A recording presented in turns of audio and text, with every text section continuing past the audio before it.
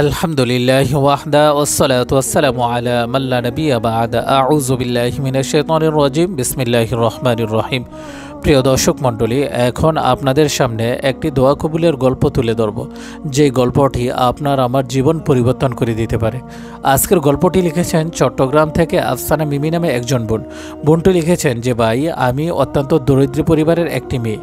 আমরা 3 বোন ছিলাম। আমার বাবা রিক্সা চালাইতো, রিক্সা চালিয়ে সংসার লালন পালন করত। আমার 2 বোন ছিল আমার বড়, তাদের বিবাহর বয়স পার হয়ে যাচ্ছিল, তাদের বিয়ে হচ্ছিল না। আর তাদের মাঝে একমাত্র আমি ছোট ছিলাম, যে কিনা আমি পড়াশোনা করতাম। তো আমি খুব কষ্ট করে ক্লাস 5 থেকে 9 পর্যন্ত পড়াশোনা করি, কোনো রকম প্রাইভেট ছাড়া। দেন আমার 8-এ অনেক ভালো রেজাল্ট আসে, সো আমি অনেক কষ্ট করে সায়েন্স নিয়ে পড়াশোনা করতে থাকি। তো আমার ইচ্ছে ছিল যে আমি বড় হয়ে ডক্টর হব, মেডিকেলে চান্স পাবো, চান্স নিয়ে ডক্টর হব, কোনো একটা কিছু করব। তো আমি ক্লাস 10-এ ওঠার পর আমি একটা স্যারের সাথে প্রাইভেটের কন্ট্যাক্ট করি। দেন স্যারের কাছে প্রাইভেট পড়তে থাকি। স্যারের প্রাইভেটের বেতন ছিল হিউজ পরিমাণ, অনেক টাকা বেশি। আর প্রাইভেট না পড়লেও আমি মেডিকেলের যেই আমার সায়েন্সের যে সাবজেক্টগুলো ছিল আমি সেগুলো বুঝতাম না, তাই স্যারের কাছে আমার প্রাইভেট পড়তে হইতো।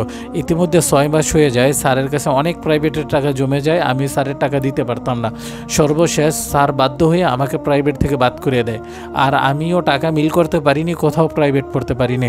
দেন আমি সর্বশেষ কি করলাম, যে আমি অনলাইন থেকে সহায়তা নিতে থাকলাম এবং আল্লাহর উপর ভরসা করলাম। আর সবসময় আল্লাহর কাছে দোয়া করতাম, কান্নাকাটি করে নামাজ পড়ে দুরূদ শরীফ আর বেশি বেশি ইস্তেগফার পড়তাম এবং আল্লাহর কাছে বলতাম যে আল্লাহ, হয়তো আজকে আর্থিক অবস্থা দুর্বল, তাই বাবা ঠিকমতো পড়াশোনার টাকা দিতে পারতেছে না, ও মাওলাই করিম, তুমি হয়তো দুরুদ আর ইস্তেগফারের বরকতের বদৌলতে আমাকে একটা ব্যবস্থা করে দাও।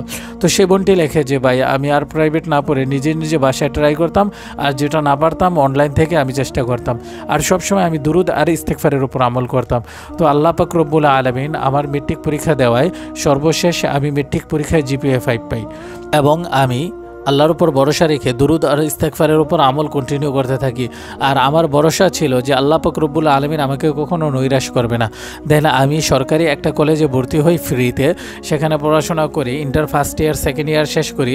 সেকেন্ড ইয়ারে যখন আমার পরীক্ষা আসে, তখনও আমি ঠিকমতো প্রাইভেট পড়তে পারি নাই, বা আমার পরিবারে ঠিকমতো সংসারই চলতো না। আমরা কোনো রকম যা আনতো তা খেয়ে আমাদের পরিবার লালন পালন হইতো।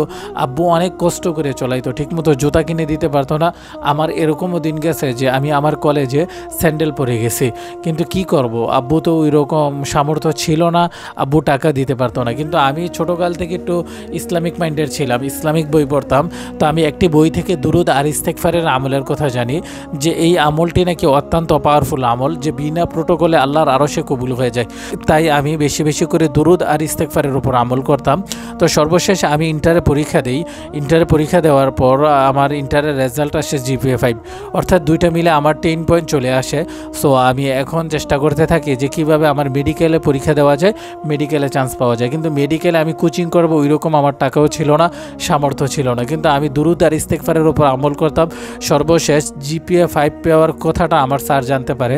তারপর স্যারেরা সিদ্ধান্ত নেয় যে তোমাকে মেডিকেলে সমস্ত খরচ বহন করে আমরা পরীক্ষা দেওয়াবো। তো আমার স্যারেরা কি করলো, তারা সকলে মিলে আমাকে মেডিকেলে পরীক্ষা দেওয়ার ব্যবস্থা করে। সর্বশেষ স্যারদের সহায়তায় আমি চট্টগ্রাম মেডিকেল কলেজে চান্স পাই। সর্বশেষ আল্লাহ সুবহানাহু ওয়া তাআলা স্যারদের টাকার মাধ্যমে আমাকে মেডিকেলে চান্স পাওয়ায় এবং আমি পড়াশোনা করতে থাকি।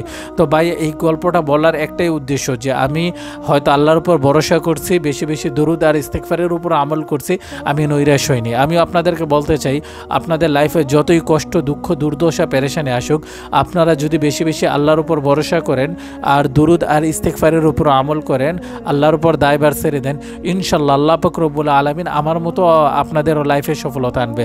তো বোনটি লিখেছেন যে ভাই, যে কোনো মুহূর্তে বিপদে আপনারা বেশি বেশি দুরুদ আর ইস্তেগফারের উপর আমল করেন, ইনশাল্লাহ দেখবেন একটা সমাধান বের হয়ে আসবে।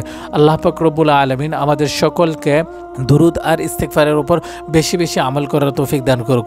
অনেকে প্রশ্ন করে থাকে যে ভাই, দুরুদ আর ইস্তেগফারের উপর কিভাবে আমল করব। শোনেন, দুরুদ যে কোনো সময় পড়া যায়। আপনি সব সময় দুরুদ পড়বেন, যে কোনো দুরুদ পড়তে পারেন, নির্দিষ্ট কোনো দুরুদ নেই, আপনি যেই দুরুদটা পারেন, ধরেন সাল্লাল্লাহু আলাইহি ওয়াসাল্লাম, অথবা ছোট্ট একটা দুরুদ পড়তে পারেন দুরুদে উম্মি, যেমন আল্লাহুম্মা সাল্লি আলা মুহাম্মাদিন নবীল উম্মি ওয়া আলা আলিহি ওয়াসাল্লাম, অথবা দুরুদে ইব্রাহিম পড়তে পারেন, যে দুরুদরা নামাজে পড়েন।